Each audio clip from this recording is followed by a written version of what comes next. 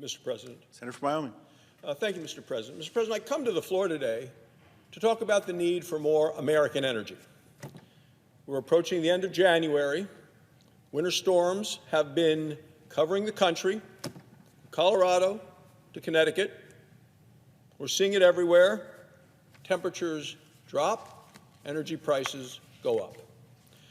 In a typical year, cold actually kills more Americans than extreme heat. This winter, millions of families are in danger of being left out in the cold because of the cost of energy. We know that more than 20 million households in America right now have fallen behind on their ability to pay their energy bills. Record high inflation has robbed the American people of more than $10,000 for each and every family since Joe Biden's become president. You just look at what people were paying for things before he came to office and what they're paying today. As a result, people are able to save less. They're having to pay more. We know that about 2 out of 3 American households are living paycheck to paycheck. Personal savings in this country is now at a record low. Household debt at a record high. And people are having to borrow more money, put things on the credit card at higher and higher interest rates. At the same time, energy prices are dramatically higher than they were the day Joe Biden took office. Cost of heating oil is up by 2/3. Natural gas is higher now than for a long time. Electricity is up by 20 cents on the dollar. As a result, there's actually the risk of people having their energy and their electricity shut off this winter. Some are doing it voluntarily because they don't want the big bill that's going to come. Hard to believe that it is happening here in the wealthiest country in the world. We have enough energy to keep every American warm this winter. Some of it they won't let us get out of the ground, but we have it. So it's an absolute disgrace with the energy resources we have in this country that Americans are facing brownouts and blackouts from an energy standpoint because of the Biden administration's radical climate policies. Yet millions and millions of Americans are living with financial fear and with massive frustration at this administration and ignoring the needs of the people. So what are the Democrats doing about it? Nothing. Joe Biden actually sold some of our emergency petroleum reserve, the strategic petroleum reserve, sold some of it to China. You wouldn't believe that, but yet it happened. Our petroleum reserve is for America. It's for emergencies. It's for natural disasters. It's for war. It's not for China. This week I'm introducing legislation to make sure this never happens again. The House has already passed this legislation. The vote was completely bipartisan. More than 100 Democrats voted for it in the House. No reason it shouldn't be bipartisan here in the Senate as well, Mr. President. So I urge my colleagues on both sides of the aisle to join me in this effort. The Strategic Petroleum Reserve is for us, it's not for our enemies. Joe Biden has promised to use our tax dollars. I mean, it's astonishing. He went to the United Nations. He said he was going to send $11 billion a year to give to the United Nations for climate reparations, for energy we've used, giving away American dollars when Americans can't afford to pay for energy costs here at home. Why is he doing it? You listen to his speech, because he wants to say he's sorry. That's what we have, a president who wants to apologize once again for America. He wants us to feel guilty about the fact that we built the strongest economy in the world using oil, gas, coal, all of the energy sources that we have in this country. The American people have nothing to apologize for. Joe Biden's wrong. Shouldn't apologize for being an energy superpower. We shouldn't apologize for using our energy resources. If he wants to apologize, he ought to be apologizing to the people of the United States for the policies he's put in place that have driven up costs and caused pain for families all across America.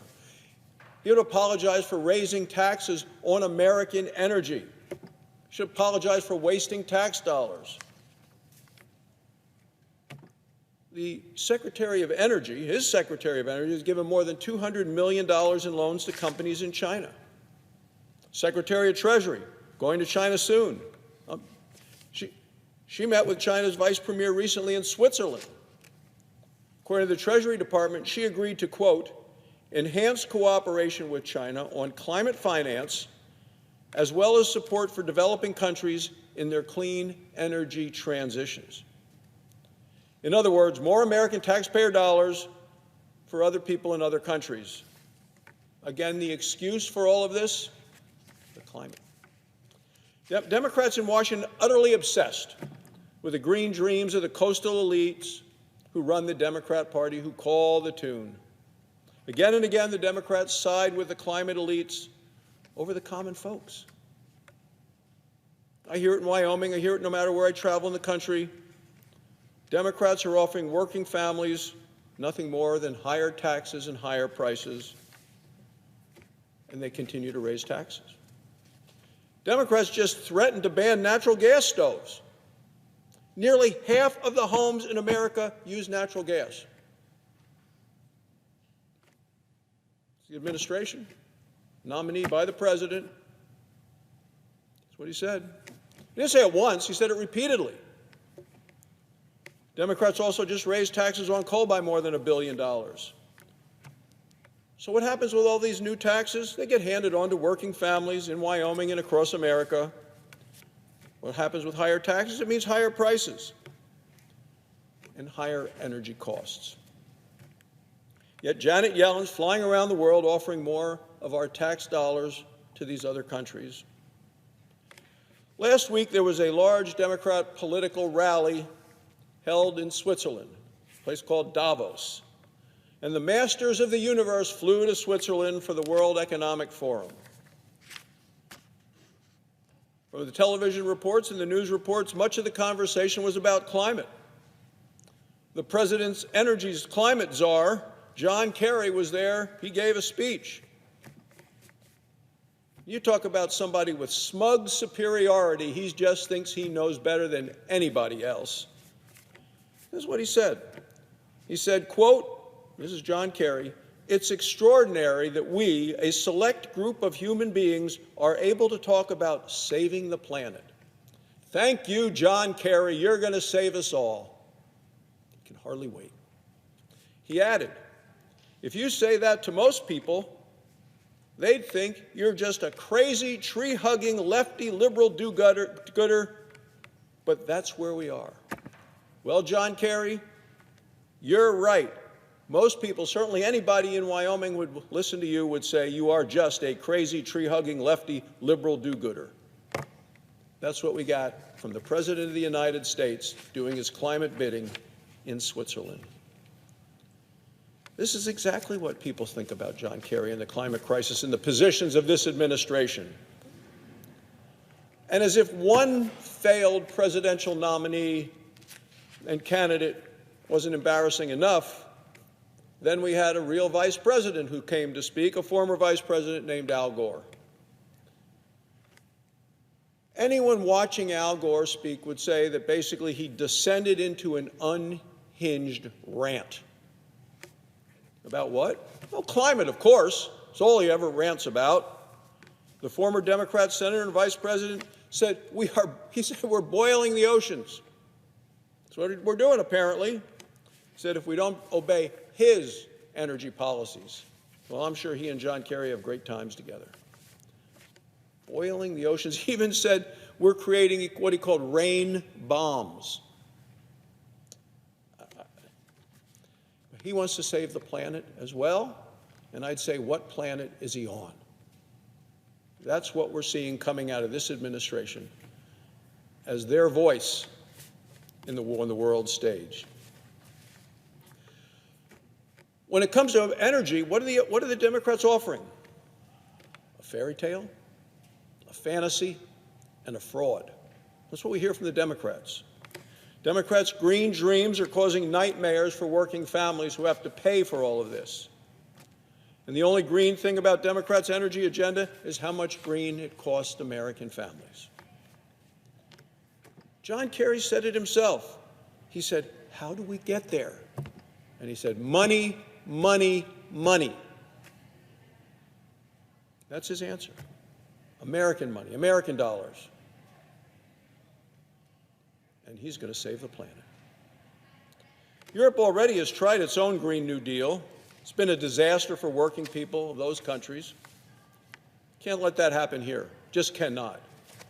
The International Energy Agency projects record high demand for oil later this year. This is at a time when Joe Biden's making us keep it in the ground. Wyoming is the energy breadbasket of the nation. We have it. It's affordable, it's available, it's reliable. Not good enough for Joe Biden. No, he wants to go to Iran, go to Afghanistan, go to Iran, go to Venezuela, go to Saudi Arabia, hat in hand, begging them to produce more and sending it here. And it's interesting listening to the climate elites as they are fixated on renewable energy regardless of the costs and regardless of the consequences. Democrats need to stop this science fiction. It's long past time for America to unleash our energy and stop this foolishness coming from the administration that has us buying energy from our enemies instead of selling it to our friends. We have an abundance of American energy. Democrats want to keep it buried in the ground. For every American family who is struggling to make ends meet and falling further behind because of the inflation caused by the Democrats' spending, it's time to unleash American energy right now. Thank you, Mr. President. I yield the floor.